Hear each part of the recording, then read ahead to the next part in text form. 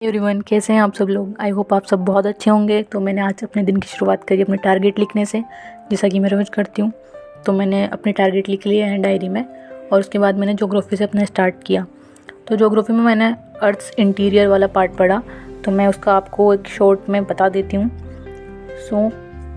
4 methods होते हैं अर्थ के इंटीरियर को मेज़र करने के लिए। तो फर्स्ट इनडायरेक्ट होते हैं और डायरेक्ट होते हैं। तो डायरेक्ट सोर्स तो एक ही होता है, इनडायरेक्ट सोर्स 3 होते हैं।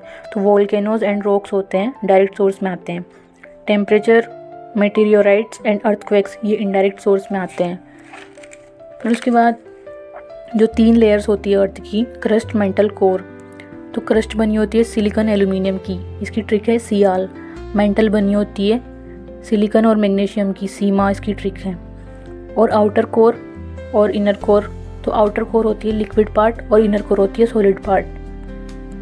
कोर बनी होती है निकल और फेरस की, उसकी ट्रिक है निफे। तो हम ऊपर से लेके जो नीचे जाते हैं तो इसकी ट्रिक ऐसे याद रख सकते हैं, सियाल, सीमा, निफे, क्रस्ट, मेंटल, कोर।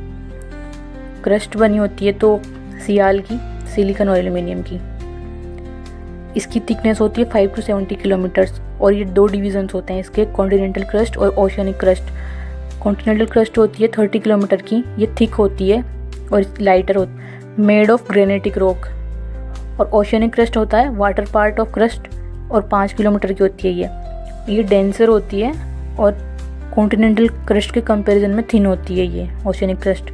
और ये बेसाल्टिक रॉक की बनी होती है। और कंपोजिशन ऑफ अर्थ क्रस्ट, तो कंपोजिशन होता है, इसकी भी ट्रिक है ओ सियाल। तो ओ से ऑक्सीजन, सी से सिलिकॉन, ए से एल्यूमिनियम, एफ ई से फेरस। ऑक्सीजन होता है 46.4%, सिलिकॉन होता है 28%, एल्यूमिनियम होता है 8%। एल्यूमिनियम मोस्ट अबंडेंट मेटल इन क्रस्ट होता है, क्रस्ट में सबसे अबंडेंट मेटल होता है एल्यूमिनियम। और फेरस 5% होता है, जो सेकेंड मोस्ट अबंडेंट होता है। सेकेंड लेयर मेंटल, ये सिलिकॉन और मैग्नीशियम की बनी होती है। 2900 किलोमीटर इसकी थिकनेस होती है और सॉलिड फॉर्म होती है ये। अपर मेंटल और लोअर मेंटल में होता है इसका डिवीज़न।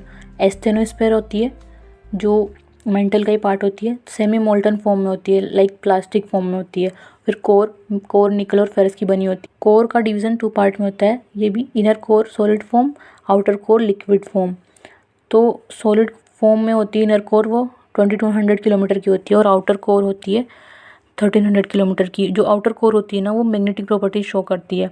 और क्रस्ट, मेंटल, कोर, अब इनको हम बाय वॉल्यूम और बाय मास देख लेते हैं। बाय वॉल्यूम होती है क्रस्ट 1% होती है, मेंटल 84% होती है और कोर 15% होती है। और बाय मास क्रस्ट होती है 1%, मेंटल होती है 68%, कोर होती है 31%। तो और लिथोस्फेयर है crust plus upper solid part of, thickness होती है 10 to 200 kilometre. Asthenosphere is not part of lithosphere. Lithosphere और एस्थेनोस्फेयर अलग अलग होती है। अर्थ की डिस्कॉन्टिन्यूटी ट्रिक है, कोई मुझे रेड गुलाब ला दो। तो कोई का हो गया कोनार्ड, एम से हो गया मोहरविक, और रेड से हो गया रेपिटी, और गुलाब से हो गया गुटेनबर्ग, और लादो से हो गया लहमान। तो ये आपको याद करनी है। Thank you so much for watching my video. अगर आपको ये अच्छी लगी है तो आप बताइए कमेंट करके कि आपको कौन से टॉपिक पे चाहिए रिवीजन, तो मैं इसे शॉर्ट वीडियो डाल दूँगी, इससे मेरा भी रिवीजन होगा और आपका भी।